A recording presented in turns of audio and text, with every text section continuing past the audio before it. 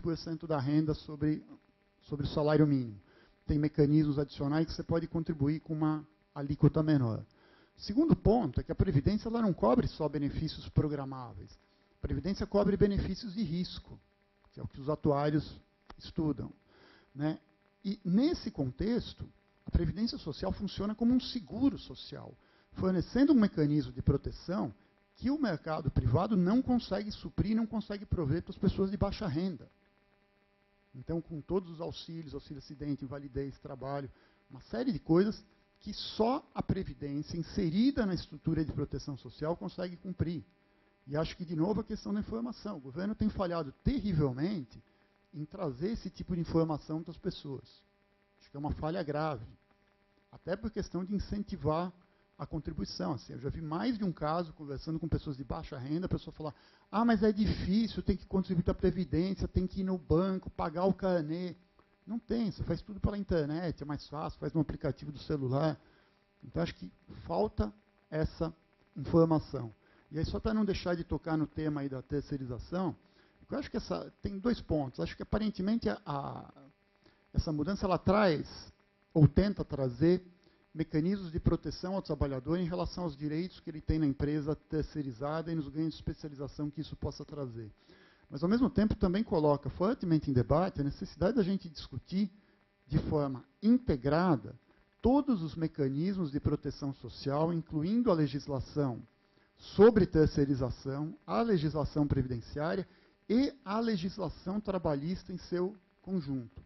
Sempre que a gente discute só um pedaço, as coisas têm um grave risco de não se encaixar. Né? Só para lembrar que a questão da terceirização, ela é alheia à reforma da Previdência. Né? Isso aí foi ressuscitado na Câmara, que era um projeto de mais de 20 anos que estava lá parado. Então, ela não é uma proposta do governo nesse sentido, mas ela traz sempre a necessidade de que as coisas sejam pensadas em seu conjunto, que é o ponto que acho que é chave nessa discussão e que, de novo, não tem sido tratado de maneira adequada, nem pela sociedade e muito menos pela imprensa.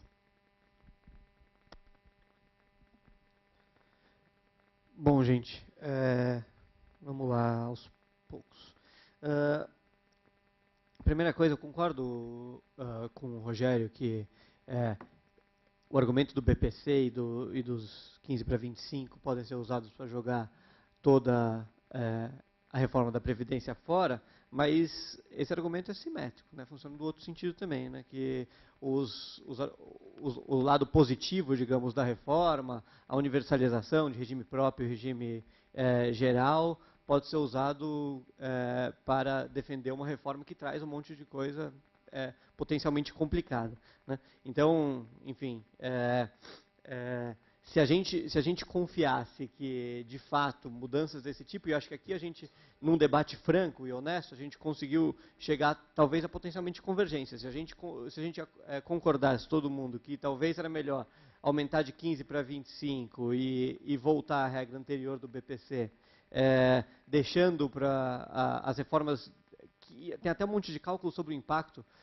em termos de déficit previdenciário, da mudança no BPC em particular, e é relativamente pequeno, perto da regra de 49 anos, essas outras coisas têm um impacto muito mais significativo em termos de redução do que o BPC. Então, se a gente chegar nesse acordo aqui de que isso seria uma emenda plausível e importante nessa reforma, a questão é confiar que o Congresso e o governo vão concordar com essa mesma mudança, mas, enfim, é um passo, sem dúvida, positivo.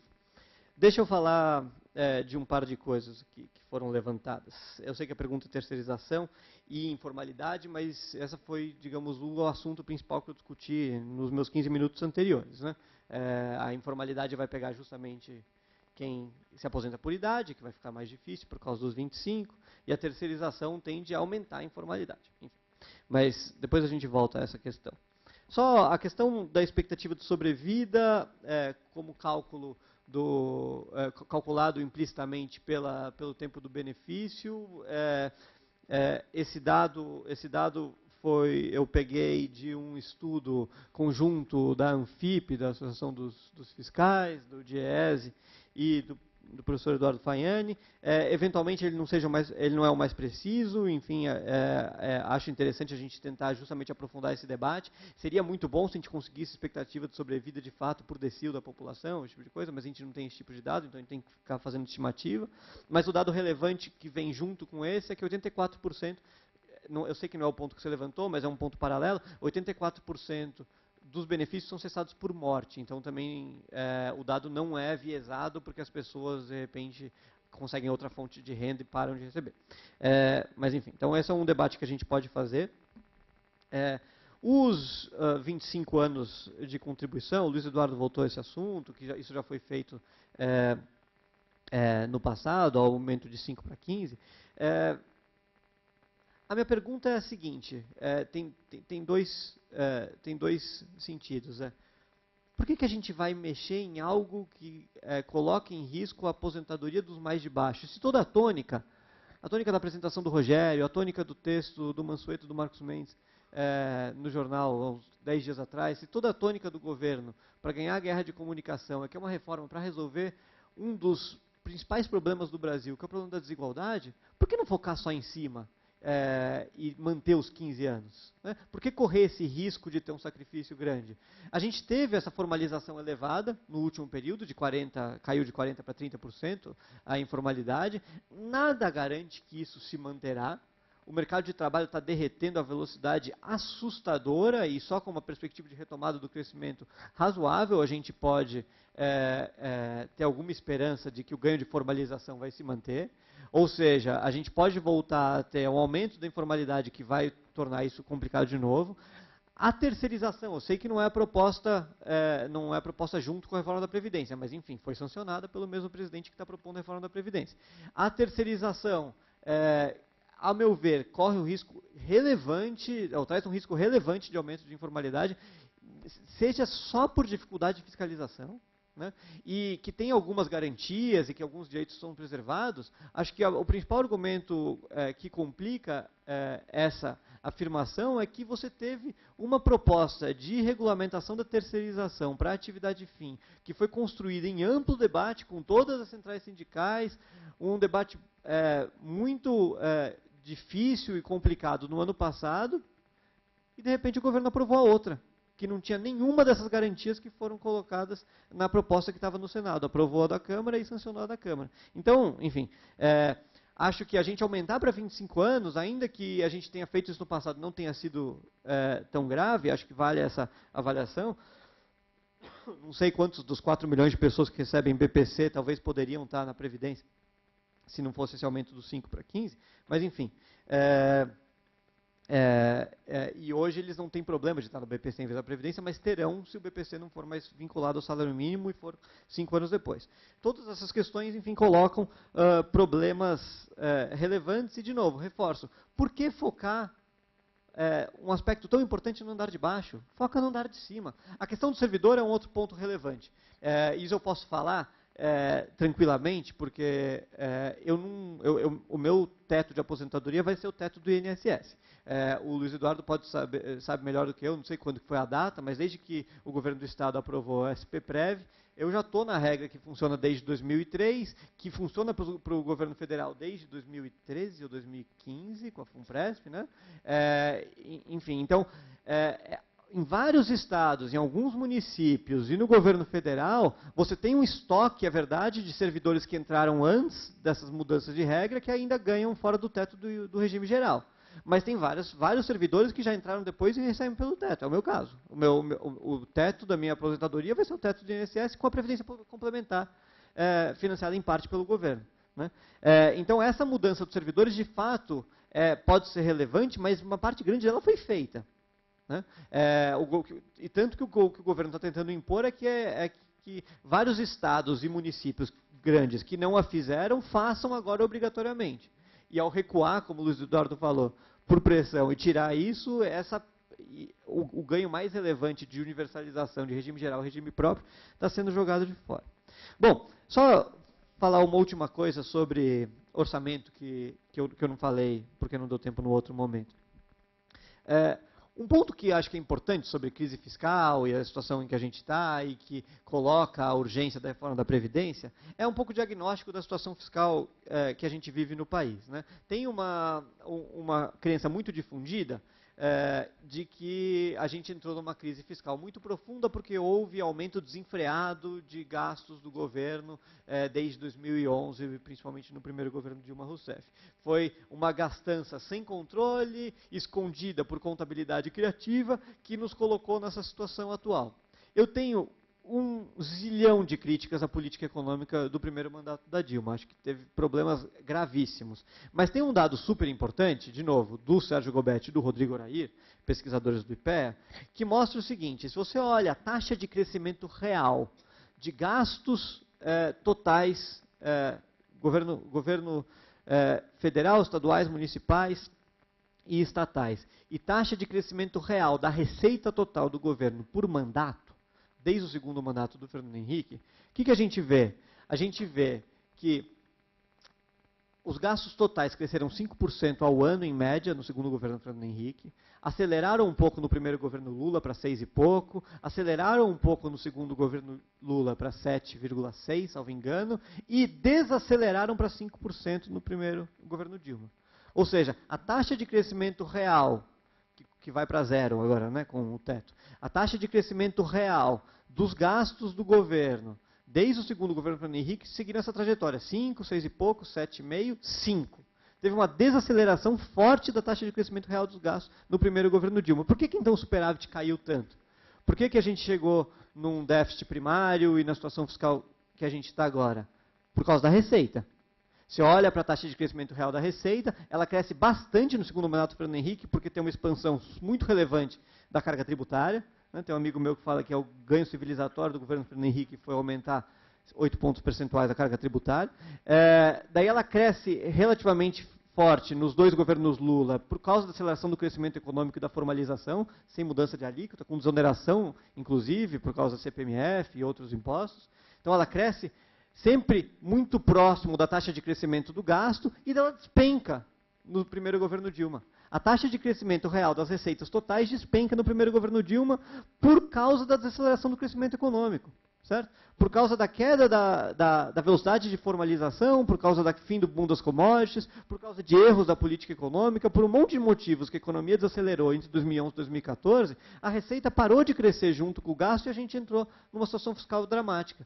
O que significa que a nossa situação fiscal dramática é menos fruto da excessiva generosidade da sociedade em 88, que criou uma regra de concessão de benefícios e uma regra de reajuste de gastos super generosa, insustentável, que leva a uma trajetória explosiva, mas mais pela queda do crescimento econômico verificado no período recente.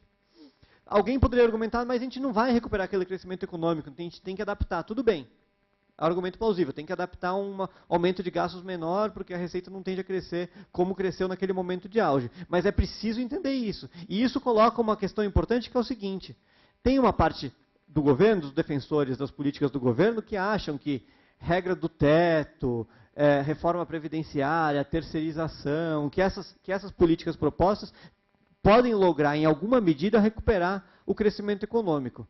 Acho que isso não é aceito, mas nem pelo FMI. Né? Você tem hoje um consenso muito difundido, empírico e teórico, na literatura, de que no curto prazo ajuste fiscal é contracionista.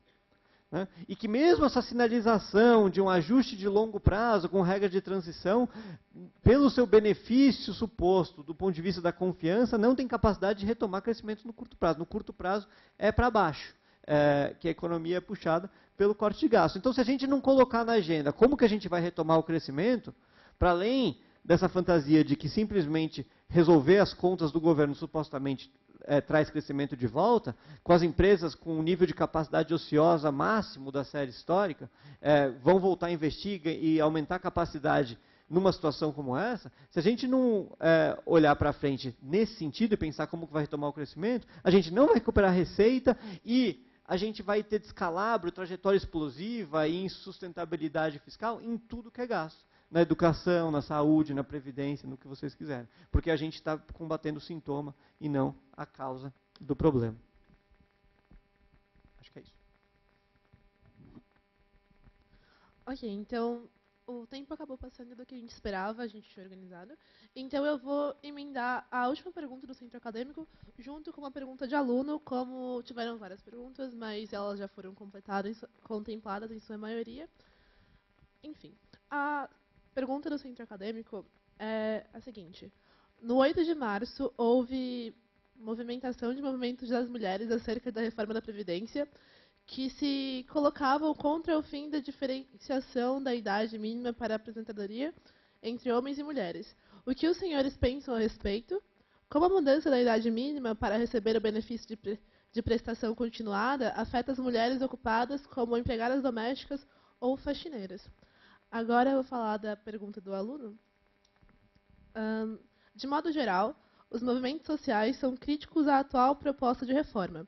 As críticas afirmam que há aqui entre aspas, saldo de 11 bilhões na Previdência, receita de 694 bi e despesa de 683 bi. A pergunta é por que existe essa grande divergência de dados nesse debate? O tempo a gente pede que seja de aproximadamente, a princípio, 6 minutos para cada, se você já, emendando com as considerações finais, a gente sabe que é bastante coisa. E também queria avisar que a gente vai ter um coffee ao final do debate para vocês.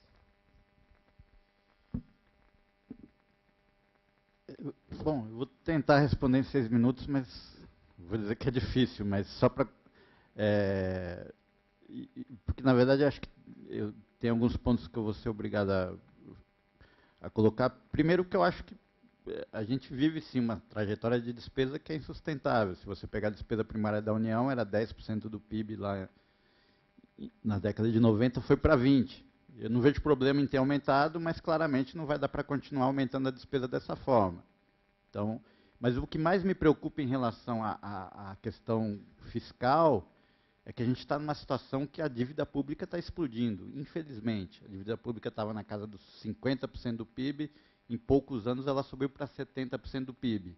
E aí, com essa explosão da dívida pública, a gente não vai conseguir gastar menos com juros. A gente vai ter que gastar mais com juros ou fazer o calote. É um dos dois. Excluindo a opção do calote, infelizmente, a gente vai ter que gastar mais com juros. Eu queria que a gente gastasse menos com juros, mas a forma correta de gastar menos com juros é superávit primário que permita reduzir a dívida pública. Infelizmente, a dívida pública hoje está em uma trajetória absolutamente explosiva. Isso me preocupa muito, porque isso vai significar gastar mais com juros no futuro. Outro problema da questão do crescimento, o que me preocupa também é que, eu não falei aqui, mas é verdade, tem toda uma literatura a esse respeito, o envelhecimento tem efeitos negativos sobre o crescimento econômico. Por quê? Porque daqui a pouco a população em idade ativa, a idade de trabalhar no Brasil, vai começar a diminuir em termos absolutos. Então, todos os países que passaram por isso tiveram redução no crescimento econômico. Então, não adianta achar que a gente vai crescer a 6%, porque não vai. Todos os países que passaram por isso tiveram redução do crescimento econômico, isso é esperado, isso é um dos efeitos também do envelhecimento e da transição demográfica. Em relação à questão do superávit e déficit, acho que eu já comentei na resposta anterior, na questão da diferença de idade entre homem e mulher, eu também sou a favor. O ponto normalmente colocado contra é que seria uma forma de compensar a desigualdade de gênero e compensar a dupla jornada. Esses normalmente são os dois argumentos usados contra a igualação da idade de aposentadoria entre homem e mulher, que vai ser depois de uma transição de 20 anos. Todo mundo também esquece de colocar que tem uma transição de 20 anos.